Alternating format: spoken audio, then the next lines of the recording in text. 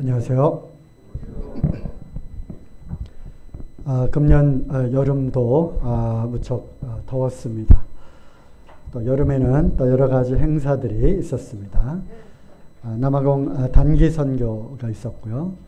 또 여러 또 캠프들이 또 있었고, 또 모임 수양회까지 이렇게 더운 여름에도 불구하고 힘써 달려왔습니다. 이제 어제 경인 장로 모임까지 이제 마쳤고요. 9월 달은 숨 고르기로 들어갑니다. 추석 연휴도 있고, 이제 또 10월, 11월 남아있는 여러 가지 일정들을 또 위해서 잠깐 숨 고르기 하는 그런 기간입니다. 그리고 이제 10월, 11월에는 이제 가을에는 뭘 해야 되죠? 네, 추수해야 되죠. 또 풍성한 또 열매를 또 거두는 그러한 시기입니다. 또 계절도 좋고 해서 뭐 또래 모임, 그리고 각 그룹별로 또 계획하셔서 또 뭐 야외 교제라든가 또 뭐 1박 2일 여러 가지 계획들을 세우시면 좋겠습니다. 우리 청년들 MT도 있고요. 그리고 야외 예배도 있습니다. 그리고 중요한 것은 성도 집회가 있고요. 또 한 해가 가기 전에 2주일에 걸쳐서 저희들이 총동원 전도 집회를 또 계획하고 있습니다. 9월 한 달 동안 숨 고르기 하시면서 기도하시고, 특별히 우리 가족들 또 전도하기 위해서 공을 들이시고, 또 밥을 몇 번 사야 된다고요? 20번 사야 교회 한 번 이렇게 나와 주십니다. 그러니까 기도하시고 또 관계를 잘 맺어 놓으시고, 그리고 꼭 그 2주일 아니라 할지라도 또 교회에서 복음 말씀을 또 간간히 전하기 때문에 언제라도 교회에 모시고 오시면 좋겠습니다. 특별히 오늘 나와서 이렇게 특송을 또한 우리 예린자매 친구 송수현, 그 다음에 우리 민우, 우리 김지영 씨 왔어요? 안 보이는데, 김지영, 그 다음에 희도도 안 보이는 것 같고요. 그 다음에 이효정 선생님도 안 보이는 것 같고, 계속해서 참석하고 있는 우리 구도자들 위해서 기도해 주시고, 또 기도하면 하나님께서 그들의 마음을 움직여 주십니다. 기도하시고 교회 한번 갈래 했을 때 때로는 그동안 완강하게 거부했다 할지라도 뭐 한번 그래 볼까? 라는 그러한 마음을 움직여 주시는 것도 기도의 능력이라고 생각을 합니다. 그래서 포기하지 마시고 기도 제목 올려놓으시고, 그리고 함께 기도하도록 하겠습니다. 오늘의 주제는 왕의 선포입니다. 왕 아시죠? 왕. 지금은 민주주의 시대가 되어서 왕의 개념이 많이 퇴색이 되었습니다. 하지만 우리가 또 역사를 볼 때, 그리고 여러 가지 사극이나 또 이런 영화들을 보게 될 때, 고대 또 얼마 전까지만 해도 왕의 명령은 거의 절대적인 것이었습니다. 더군다나 왕보다 높다고 하는 어떤 황제 폐하의 명령이면 뭐 천하가 다 벌벌 떨죠. 그죠? 그래서 이 왕이라고 하는 개념이 없어졌지만 성경에는 왕에 대한 이야기가 너무나도 많이 나옵니다. 실질적으로 우리가 말하는 천국 또는 하나님의 왕국, Kingdom of God, 이 하나님의 나라 역시도 이 나라의 왕은 바로 하나님이십니다. 그렇기 때문에 우리가 하나님 나라의 백성이 되고 또 하나님 나라로 들어간다고 하는 것은 바로 왕 대신 하나님의 통치 아래로 들어간다는 것이고, 또 그 안에는 왕이신 하나님이 계실 뿐만 아니라 하나님의 그 명령은 절대적인, 절대 주권을 갖고 있다고 하는 것입니다. 그러므로 우리가 지금은 우리가 현실 세계에서 이것이 그렇게 많이 피부로 와 닿지는 않지만, 그래서 누가 어떤 강요를 했을 때 또는 어떤 절대 권력을 갖고 있는 그러한 사람들로부터 어떤 명령을 받았을 때 우리는 거부하기도 하죠. 또 마음속에서 그러한 거부하는 마음이 일어나기도 합니다. 내가 왜 그 말을 들어야 돼? 그건 잘못된 거잖아. 아니면 나는 그 말을 듣고 싶지 않아 라고 하는 그런 생각이 들 수도 있겠습니다. 하지만 왕이 다스렸던 그런 시대에는 그런 거는 통하지 않았죠. 그렇죠? 왕이 한번 명령을 내리면 무엇도 먹어야 됩니까? 네, 영화나 이런 그 TV에서 보셨죠? 사약도 먹어야 되는 것입니다. 왕의 명령을 뭐라 그러죠? 어명이요. 또는 누구누구는 죄인은 어명을 받들라. 그러면은 이 안방에 있다가 신발 신고 나옵니까? 버선발로 그냥 뛰쳐나와서 마당에 엎드립니까? 맨발로 나와서 마당에 딱 엎드려서 어명을 이렇게 받듭니다. 그래서 영화나 또는 연속극에 이런 장면들 나오죠. 그래서 이제 어명을 받들고 또 특별히 귀향을 가 있다 하는 그러한 상황에서 이제 이제나 저제나 한양에서부터 어떤 좋은 소식이 오면, 즉 사면하고 복권이 되는 그런 소식이 들려올지 아니면 더 나쁜 소식이 들려올지 항상 누가 오는가 마을 오기를 이렇게 또 바라보는 그런 상황 가운데서 이제 이 장면은 이게 뭐겠어요? 네, 사약이죠. 죄인 누구누구는 어명을 받들라 하고서 왕의 명령을 갖고 온 그 명령이 바로 독약입니다. 그래서 이 사람은 어떻게 해야 돼요? 그것을 거절할 수 있는 권리가 있습니까? 왕의 통치 안에 살고 있는 한, 왕의 통치, 즉 한 나라가 성립이 되려면 왕이 있어야 되고요. 또 나라, 영토가 있어야 되고 그리고 백성이 있어야 되는 이 세 가지가 나라라고 하는 것이 이루어지는 조건이죠.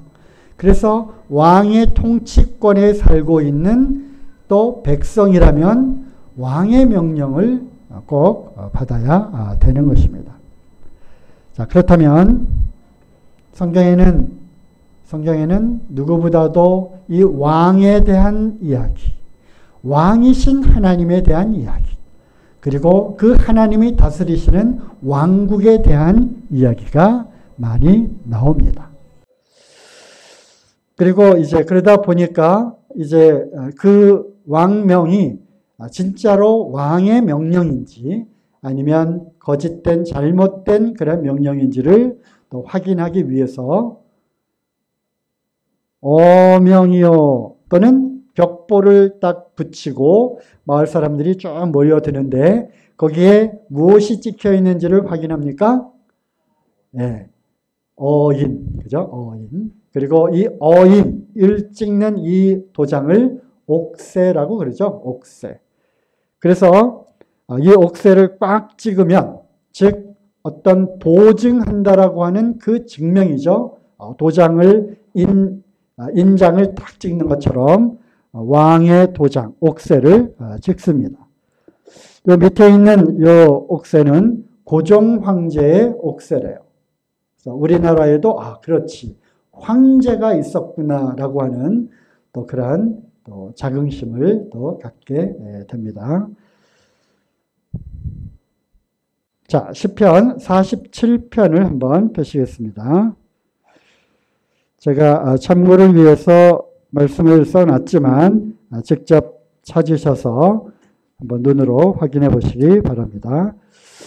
성경에는 많은 곳에 하나님의 왕이신, 왕 되신 하나님, 그리고 그 왕의 그 주권적인 주재권에 대해서 말씀하고 있는 부분이 참 많이 있지만 그 중에서 딱 한 곳만 찾아보도록 하겠습니다. 시편 47편 제가 한번 읽어보죠.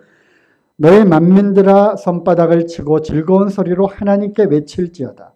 지존하신 여호와, 그죠? 지존하신 여호와는 어미하시고 온 땅에 큰 임군이 되심이로다. 영어로 하면 Great King입니다.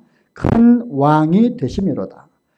여호와께서 만민을 우리에게 열방을 우리 발 아래 복종케 하시며 우리를 위하여 기업을 택하신 하니 곧 사랑하신 야곱의 영화로다. 셀라.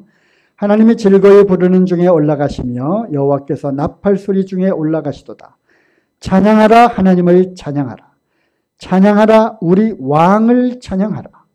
하나님은 온 땅의 왕이심이라. 무엇이라고요? 하나님은 온 땅의 왕이심이라. 지혜의 시로 찬양할지어다. 하나님이 열방을 치리하시며 다스리신다고 하는 거죠. 하나님의 그 거룩한 보좌에 앉으셨도다. 왕좌에 앉으셨습니다. 열방의 방백들이 모이며 아브라함의 하나님의 백성이 되도다. 세상의 모든 방패는 여호와의 것이며 저는 지존하시도다. 그래서 온 우주 만물을 창조하신 눈에 보이는 것과 눈에 보이지 않는 영적인 모든 세계를 창조하신 창조주 하나님께서는 지존하시고 또 이 우주의 모든 것을 주권적으로 임의로 하실 수 있는 권리가 있으신 분이고 따라서 이 모든 것을 소유하신 정말 왕 중의 왕입니다. King of Kings. 왕 중의 왕이고요. Lord of Lords. 모든 주인 중에 가장 으뜸되는 주님이라고 하는 것입니다. 누가복음 10장 21절 이때 예수께서 성령으로 기뻐하여 가라사대 하면서 하늘 아버지께 기도하시는 그러한 장면이 나오는데 이와 같이 그 아버지를 이렇게 일컫습니다. 천지의 주제시여. 천지의 주제. 모든 하늘과 땅 그리고 그 안에 있는 이 모든 우주 만물을 다스리는 주권자이신 아버지.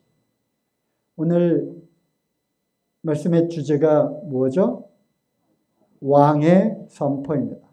그래서 이 천지의 주제 되시는 이 왕 되신 하나님께서 이제 우주 만물을 다스리시며 이제 어명이요 하는 것처럼 왕의 그러한 권위를 갖고 명령을 내리십니다. 그리고 선포하십니다. 많은 그러한 선포된 말씀 중에서 오늘 특별히 우리 구도자들을 위해서 또 말씀을 몇 군데 찾아보도록 하겠습니다. 디모데후서 4장 8절 이제후로는 나를 위하여 의의 면류관이 예비되었으므로 주 곧 의로우신 재판장이 그날에 내게 주실 것이니 내게만 아니라 주의 나타나심을 사모하는 모든 자에게니라. 그래서 이제 하나님 여호와 왕 큰 임금 그리고 천지의 주제 그리고 의로우신 재판장 주님 이것이 동일하게 하나님에 대해서 일컫는 그러한 칭호이자 또 하나님이 하시는 그러한 역할이라고 하는 것입니다. 그 가운데 하나님을 여기서 뭐라고 또 일컬었어요? 주 곧 의로우신 재판장이라고 하는 것입니다. 재판장. 그래서 오늘은 이 재판에 대한 이야기를 좀 해볼까 합니다. 하나님은 공평하신 분이고요. 공정하신 분이시고 그러므로 하나님의 판결, 하나님의 재판, 하나님이 내리시는 모든 선포, 선언, 이 명령, 말씀은 다 공의로 아주 의로운 그러한 것이라고 하는 것이죠. 성경에는 이 재판과 관련된 말씀이 참 많이 나와요. 의외로 많이 나오는 것을 우리가 알게 됩니다. 사람과 사람 사이에서도 어떤 재판, 판결에 대한 이야기가 나오고요. 또 모세를 통해서도 이제 백성들이 서로 다툼이 있거나 그럴 때 모세 앞으로 다 나왔잖아요. 재판을 해달라고. 옳고 그름을 가려달라고.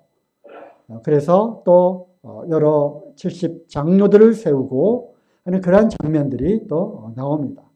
그뿐만 아니라 율법에도 재판을 굽어지게 하는, 그리고 이 공의롭지 않은 저울추를 갖고 속이는, 그리고 특별히 재판관들에게 뭔가 뇌물을 받고 그 재판을 기울어지게 하는 그러한 것들에 대해서 율법으로 아주 엄하게 다스리고 있는 것을 보게 됩니다. 그리고 더 나아가서는 이제 이스라엘 백성들이 하나님을 떠나고 하나님의 법을 버리고 우상을 섬기게 되었을 때 나타났던 전형적인 그러한 형태가 무엇이냐면 고아와 과부를 돌보지 아니하는 그런 일들뿐만 아니라 그들이 판결을 굽어지게 하는 그런 표현들이 많이 나오죠. 그죠? 어떤 유사와 또 장로들과 이러한 재판의 자리, 판결을 할 수 있는 자리에 있는 사람들, 제사장들과 이런 사람들이 판결을 공의롭게, 의롭게 해야 됨에도 불구하고 이미 그들은 영적으로 많이 타락했기 때문에 손이 안으로 굽는 것처럼 또 돈이 말하잖아요. 그래서 뇌물을 받아서 판결을 굽게 하는 이러한 재판과 관련된 말씀들이 많이 나올 뿐만 아니라 모든 이러한 판결과 재판의 그 뿌리, 그 근거는 어디서부터, 누구로부터 나왔느냐? 바로 의로우신 재판장 되시는 하나님으로부터 나온 것입니다. 사람과 사람 사이의 판결, 재판 뿐만 아니라 하나님이 인간들을 재판하고 판결하고 심판하신다는 말씀이 또한 많이 나오는 것입니다. 그 재판과 관련된 이야기를 조금 해보고자 합니다. 자, 시편 7편 11절에 하나님은 의로우신 재판장이심이요. 그렇죠? 하나님 무엇 하시는 분이라고요? 대답해 보세요. 하나님은 무엇 하시는 분이에요? 의로우신 재판장이라고 하는 것입니다. 하나님은 심판하시고 재판하시는 그러한 권세를 갖고 계십니다. 그리고 그 판결과 재판은 언제나 의로운 분이라는 것입니다. 이 하나님은 인자가 아니시니 사람이 아니기 때문에 사람처럼 어떤 구부러진 판결 또는 헷갈리는 판결 그리고 납득하기 어려운 판결 이런 분이 아니라 항상 하나님의 기준에서는 의로운 판결을 내리시는 분이라고 하는 것입니다. 야고보서 4장 12절 말씀에도 입법자와 재판자는 오직 하나이시니 한 분이라고 하는 것이다. 주님. 능히 구원하기도 하시며 멸하기도 하시느니라. 법을 세우신 분, 율법을 주신 분, 계명을 주신 분도 하나님이시고 그 기준에 맞추어서 이것이 옳은가 그른가를 판결하시는 재판장도 하나님이라고 하는 것입니다. 동일하신 그분께서 법을 만드신 그분께서 판결도 동일한 잣대로 판결을 내리는 분이라고 하는 것입니다. 그러므로 판결을 내리죠. 구원, 무죄, 그 다음에 너는 사망, 감옥으로 가, 유죄 이렇게 판결을 내리는 분이라고 하는 것입니다. 누가요? 하나님께서, 우리 주님께서 이러한 판결을 내리시는 분이십니다. 또 누가복음 12장 58절에도 잘 아시는 말씀인데요. 내가 너를 고소할 자와 함께 법관에게 갈 때, 자기 빨간 글씨로 쓴 부분이 법적인 용어잖아요. 그죠? 예수님이 직접 이 말씀을 하셨어요. 재판과 관련된 용어들이 성경에 굉장히 많이 나오는 것을 우리가 알게 되는데 그 중에 한 말씀을 여기 따온 겁니다. 내가 너를 고소할 자, 즉 고소하는 사람이 있다는 것입니다. 그래서 고소하는 사람이 그 피고인을 데리고 옳고 그름을 가려주십시오라고 재판관 앞에로 갈 때 길에서 화해하기를 힘쓰라. 저가 너를 재판장에게 끌어가고 재판장이 너를 관속에게 넘겨주어 관속이 옥에 가둘까 염려하라. 그래서 검찰이나 또는 경찰에게 넘겨주어 가지고 결국 경찰에 의해서 끌려가서 어디에 갇히게 됩니까? 구치소에 갇히고 감옥에 갇히게 되는 거죠. 따라서 이러한 말씀들을 통해서 우리가 여러 가지 재판과 관련된 비유들을 통해서 우리에게 교훈하신 것들이 많이 있다고 하는 것이죠. 마이크 볼륨을 조금, 목이 점점 쉬어가는데, 우리가 결혼식을 통해서 그 안에서 여러 가지 영적인 것과 또 하나님의 어떤 결혼을 통해서 우리 사람들에게 이렇게 알리고자 하는 그런 것이 있잖아요. 그죠? 결혼, 신랑이 딱 나와 있고요. 그 다음에 신부가 누구의 손에 이끌려서 옵니까? 아버지의 손에 이끌려서 오게 됩니다. 신랑과 신부가 있고요. 또 주례자 앞에서 이제 혼인 서약을 하고 그리고 평생 한 몸이 될 것을 이제 서약을 하게 됩니다. 신랑 대신 예수 그리스도께서 이제 우리를 위하여 죽으시고 부활하셔서 이제 하늘 보좌 우편에 앉아 계시고 이제 자기 핏값을 주고 사신 신부들을 이렇게 구합니다. 맞이합니다. 그래서 성령님에 의해서 복음 말씀을 듣고 깨달은 하나님의 자녀들, 즉 예수 그리스도의 신부들을 구하는 거예요.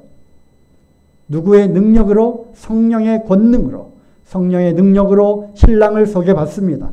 신랑 대신 예수 그리스도. 그분이 누군지 아십니까?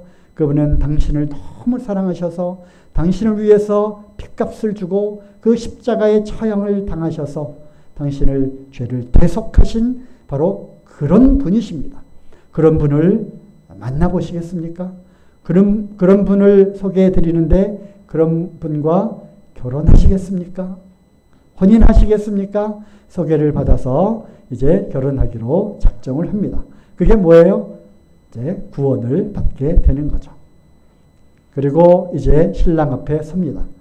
이제 하나님의 나팔 소리와 함께 천사장의 소리로 신랑 되신 예수님께서 오십니다. 열처녀의 비유에 나타난 것처럼 보라 신랑이로다 외치는 소리와 함께 신랑이 누구를 데리러 와요? 신부를 데리러 오는 것입니다. 그래서 영원히 이제 한 몸이 되는 그런 혼인 서약을 하게 되고 딴딴따단 딴딴따단 하고서 신혼여행을 가게 되죠. 그렇죠? 천국으로 가게 됩니다. 그런 것처럼 결혼 예식을 통해서도 우리에게 이러한 영적인 많은 교훈을 감춰 놓으신 것처럼 그리고 결혼이라고 하는 그 자체가 벌써 영적인 것이죠. 하나님이 세우신 그러한 구원과 또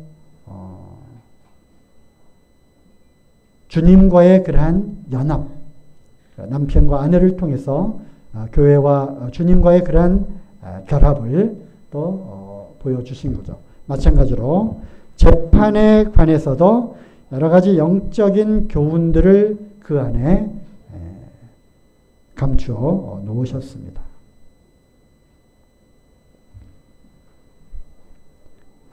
많이 보던 장면이시죠? 영화나 뭐 연속극 또 미니 시리즈 이런 데 많이 나오죠. 네. 법정입니다. 법정. 법정에 가면 왠지 좀 떨리죠. 그죠? 괜히 좀 엄숙해지고. 저도 법원에 우리 그때 경매할 때 여러 차례 이제 가봤고, 또 얼마 전에 또 개인적인 일로 또 잊어버린 무엇을 찾으러 또 법원에 이제 갔었습니다만, 법원에 갈 때마다 참 익숙하지 않고 좀 두렵고 떨리는 그런 마음이 참 있습니다. 법과 관련된, 저는 뭐 이제 이과이기 때문에 이제 이 법과 관련된 거 잘 사실 몰라요. 뭐 민사재판도 있고, 또 형사 재판도 있고요. 또 지방 법원도 있고, 고등법원도 있고, 대법원도 있고, 뭐 헌법재판소도 있고, 그래서 단계로 뭐 항소, 항고 뭐 이렇게 해가지고 또 올려갑니다. 그리고 맨 끝에 대법원에 가서 이제 최종적으로 또 판사가 판결을 내리게 되죠. 자, 여기에 재판을 받게 될 때 재판정에는 누가 있습니까? 판사가 있죠. 판사. 그리고 또 누가 있습니까? 검사가 있습니다. 검사는 늘 이 피고인을 죄인으로 취급해서 여러 가지 증거들을 들이대면서 거봐라, 너 죄 지었지. 이 증거를 통해서 꼼짝달싹 못하게 그 피고인을 이제 올가매려고 하는 그러한 역할이 이제 검사죠. 처벌을 해달라고 요구하는 사람이 바로 검사입니다.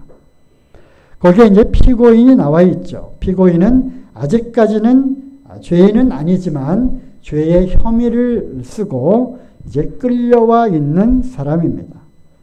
그리고 감사하게도 피고인 옆에는 누가 있죠? 네, 변호사가 있어서 어리버리한 피고인을 대신해서 아주 명쾌한 법률 해석과 나름대로의 또 다른 유리한 증거와 증인들을 통해서 이제 피고인을 변호합니다. 그리고 또 누가 있어요? 증인이 있습니다. 검사 측 증인도 있고 변호사 쪽 증인도 있습니다. 이러한 모든 것들을 이제 들어보고 나서 또 최근에는 뭐 배심원들이 또 판결하는 뭐 그러한 제도도 뭐 있다 그러더라고요. 이러한 모든 것들을 통해서 결국 종합적으로 누가 판결을 내립니까? 판사가 땅땅땅 징역 몇 년, 또 벌금 몇 년, 아니면 무기징역, 또 사형제도가 남아있나요? 우리나라에? 없는데 부활하자는 얘기도 있고 뭔지 잘 모르겠습니다. 사형. 그 다음에 어떤 경우는 무죄. 또 이렇게 판결을 내리기도 합니다. 누가 내린다고요? 판사가 내립니다. 자, 이제 다들 눈치를 채셨을 겁니다. 죄인이 재판정에 끌려나 판결을 받기까지 이제 송사가 있고 고발을 합니다. 그래서 재판이 성립되게 되죠. 검사의 역할은 계속 꼬질러냅니다. 무엇을 꼬질러내요? 너 죄인이지. 너 죄를 지었지. 너 어제도 죄를 지었잖아. 그러고도 내가 무죄라고 주장하는 거야? 내가 천국에 갈 수 있다고 주장하는 거야? 어림없는 소리. 자, 형법, 민법, 모든 법률 조항을 들이대고 거 봐라. 너는 분명히 유죄야. 감옥에 가야 될 거야. 천국에 못 간다면 분명하지 지옥에 가야 될 운명일 거야. 라고 검사는 끊임없이 우리를 송사합니다. 자, 로마서 2장 한번 찾아보시겠습니다. 로마서 2장 15절, 16절. 이런 이들이 그 양심이 증거가 되어 그 생각들이 서로 혹은 고발하며 혹은 변명하여 그 마음에 새긴 율법의 행위를 나타내느니라.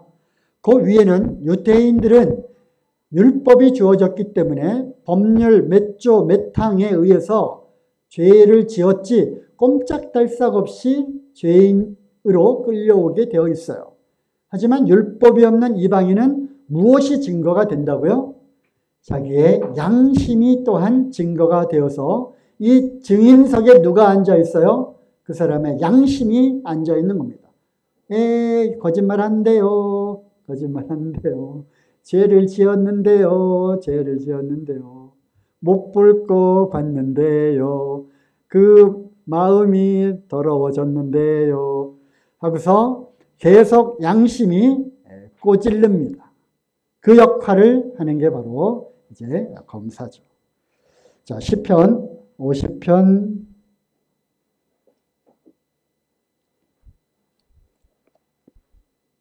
21절 보겠습니다.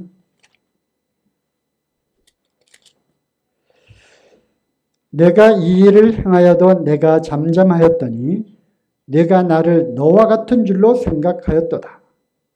그러나 내가 너를 책망하여 네 죄를 네 눈앞에 낱낱이 드러내리라 하시는도다. 이게 얼마나 두렵고 떨리는 그런 말씀입니까?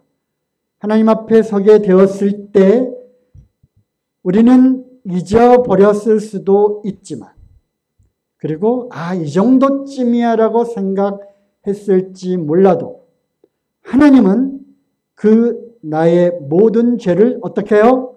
낱낱이 하나도 빠짐없이 누구 앞에? 내 앞에 일생 동안 지은 모든 죄들을 낱낱이 드러내리라. 이 얼마나 참 무서운 말씀입니까? 은밀히 행한 죄들, 그리고 정말 드러나지 않기를 그렇게 바랬던 그런 죄들이 너무나도 부끄럽게도 이제 드러나게 되는 거예요. 10년 전, 20년 전, 30년 전 까마득하게 잊어버리고 생각조차 하지 못했던 그것까지 그 앞에 드러나면서 증인석에서 이제 재판관을 향해서 검사가 죄인을 앉혀놓고, 즉 나를 앉혀놓고 계속 송사를 하는 거예요. 그것이 바로 재판장에 끌려 나온 검사의 역할입니다. 우리는 그때 그 죄인은 마음이 어떻겠어요? 두렵죠. 그죠? 왜? 증거가 있으니까. 증거가 있으니까.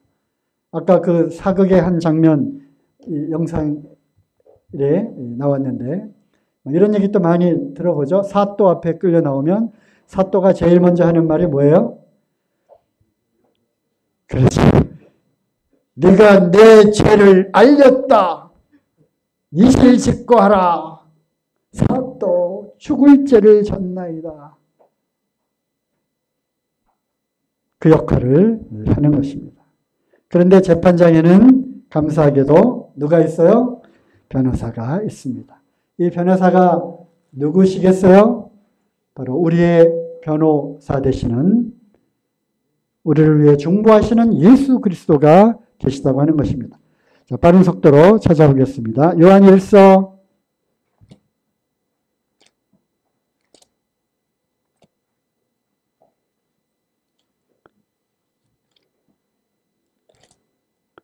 2장 1절.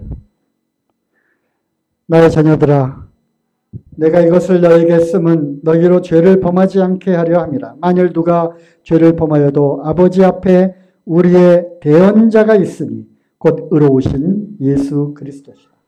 대언자, 바로 우리를 위해 변호하시고 중보하고 계시는 대언자께서 계시다고 하는 것입니다.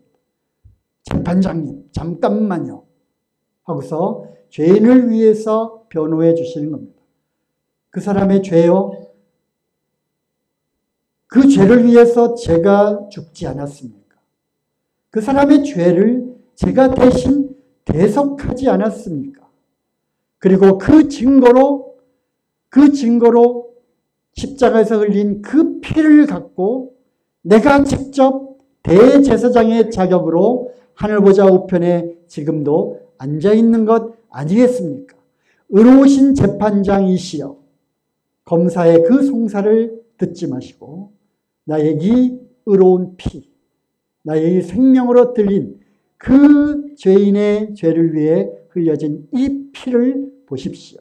이렇게 우리를 위해서 변호하시는 누가 계시다고요? 예수 그리스도께서 계시다고 하는 것입니다. 자, 로마서 8장 34절.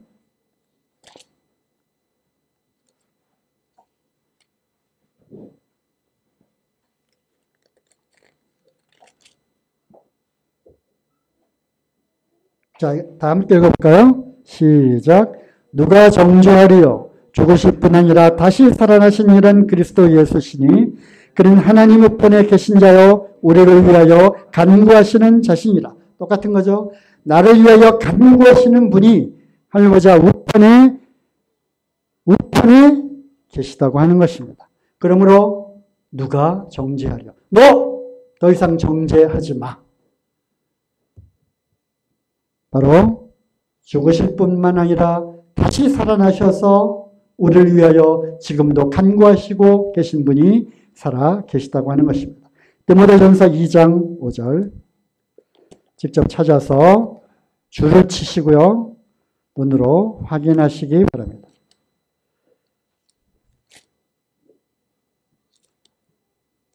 예를 골몬 살후. 디모데전서 2장 5절 하나님은 한 분이시요 또 하나님과 사람 사이의 중보자도 한 분이시니 곧 사람이신 그리스도 예수라. 자, 재판과 관련된 말씀으로 다시 읽겠습니다. 재판장 하나님은 한 분이시요 또 판사와 죄인 사이에 변호하는 변호사도 한 분이시니 그 사람이신 그리스도 예수라. 그렇죠? 그래서 하나님과 사람, 판사와 죄인 사이에 변호하시는, 중보하시는 그리스도 예수께서 계시는 것입니다. 히브리서 7장 25절.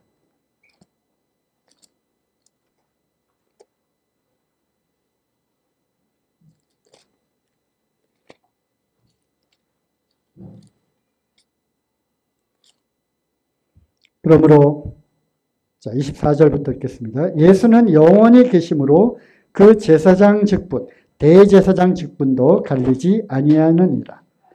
그러므로 자기를 힘입어 하나님께 나아가는 자들을 온전히 구원하실 수 있으니 이는 그가 항상 살아계셔서 그들을 위하여 간구하심이라. 우리 주님 살아나셔서 하늘보좌 우편에 계시는데 거기서 뭐 하고 계시는 거예요? 주님 지금 뭐 하세요? 지금 거기서 집 짓고 계시는 거예요? 맨션 지어요? 그거는 천사들이 하잖아요. 우리 주님이 손발 걷어 붙이고 잘하고 이 줄자 가지고 그거 지금 막노동하고 계실까요? 아닙니다. 천사들아 누구 아무개 살집 지어라. 네. 가서 집을 천사들이 다 천군 천사들이 집을 짓는 거고요. 우리 주님이 하시는 일은 우리를 위해서 중보하시고 간구하시고 대제사장의 자격으로 거기에 앉아 계시는 것입니다. 자, 요한일서 4장 7절.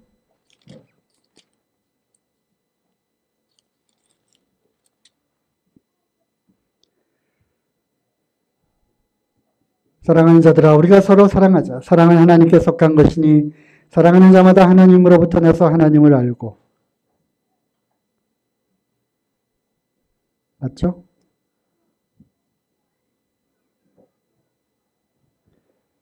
사랑하지 아니하는 자는 하나님을 알지 못하나니 이는 하나님은 사랑이십니다. 하나님의 사랑이 우리에게 이렇게 나타난 바 되었으니 하나님이 자기의 독생자를 세상에 보내시면 그로 말미암아 우리를 살리려 하심이라.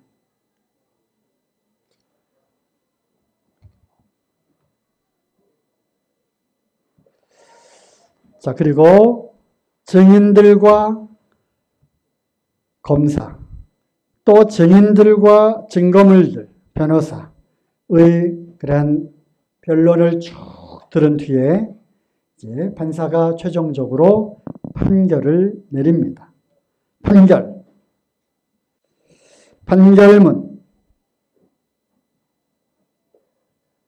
판결문이 뭐예요? 법원이 판결을 내린 사실, 이음의 판결 주문 따위를 적은 문서. 판결문 하나를 한번 보겠습니다. 히브리서 10장 16절에서 17절. 주께서 가라사대 그날 후로는 저희와 세울 언약이 이것이라 하시고 내 법을 저희 마음에 두고 저의 생각에 기록하리라 하신 후에 또 저의 죄와 저의 불법을 내가 다시 기억지 아니하리라 하셨으니 이것을 사하셨은즉 다시 죄를 위하여 제사 드릴 것이 없느니라. 꽝꽝꽝. 이제 모든 죄에 대한 송사와 그리고 변호사의 변론을 들었노라. 이 죄인이 죽어 마땅하나 이 죄인을 위해서 대신 십자가에 죽어주신 예수 그리스도 그분의 그 피를 통해서 핏값을 다 치렀고 죄값을 다 치러 놓았다.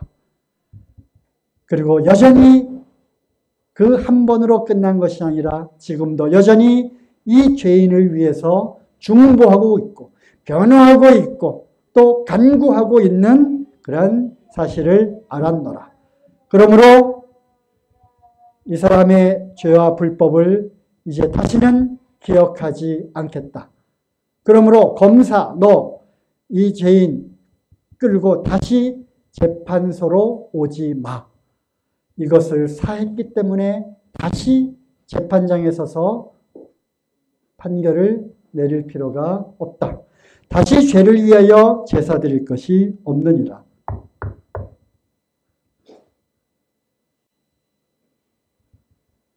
로마서 3장 26절 예수 믿는 자는 의롭다.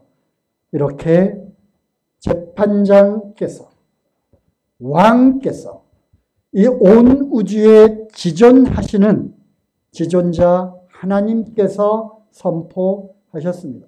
오늘 주제가 뭐라고요? 왕의 선포. 왕이 선포합니다. 어명을 받들라. 어명을 받들라. 로마서 3장 26절 예수 믿는 자는 의롭다. 더 이상 죄인으로 취급하지 말아라. 로마서 8장 33절 34절 누가 능히 하나님의 택하신 자들을 송사하리요. 의롭다 하신 이는 하나님이시다. 내가 의롭다 했다. 더 이상 송사하지 마라. 그리고 이와 같이 선언하죠. Game over. Insert coin. 게임 오버. 상황 끝. 게임 끝. 이 사람의 모든 죄에 대한 것은 이제 판결이 끝났다. 어떻게 판결 내렸어요? 이 사람이 예수를 믿는다. 예수 믿는 자는 의롭다. 의롭다는 사람이 누구냐? 다른 사람이 아닌 바로 하나님. 이 우주의 왕인 내가 판결을 내린 것이다. 내가 의롭다 하니 의로운 것이다. 게임 오버. 땅. 말씀도 이걸로 오버. 끝.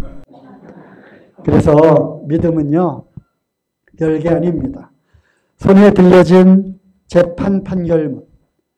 어디에 들려 있어요? 내 손에 들려 있는 성경입니다. 하나님의 말씀을 읽으십시오. 내 죄의 문제가 어떻게 해결되었는지, 이 하나님께서 내 죄에 대한 문제를 어떻게 판결을 내리셨는지 이거를 읽고 그리고 그 결정을 어떻게 하는 거예요? 받아들이는 겁니다. 믿음은 별거 아닙니다. 믿음은 별거 아니에요. 네? 그러네요? 아, 감사합니다. 그 판사님의 그 결정을 제가 받아들이겠습니다. 우와, 나 이제 무죄다. 이렇게 받아들이는 것. 이것이 믿음입니다. 그럼 우리가 믿음으로 의롭다 하심을 얻었은즉 우리 주 예수 그리스도로 말미암아 하나님으로 더불어 화평을 누리시면 되는 것입니다. 우리 이효정 선생님이 이 말씀을 오늘 들어야 하는데 그래서 우리가 기도가 계속 필요한 거예요. 자주 이런 일들이 일어나더라고요. 꼭 들어야 할 분들이 그때 지방에 출타하거나 못 오시더라고요. 우리가 기도가 필요하고요. 또 우리 사랑하는 가족들 주일날 총전도 집회 때만 마시고 언제라도 모시고 오시면 복음의 말씀을 들을 수 있겠습니다.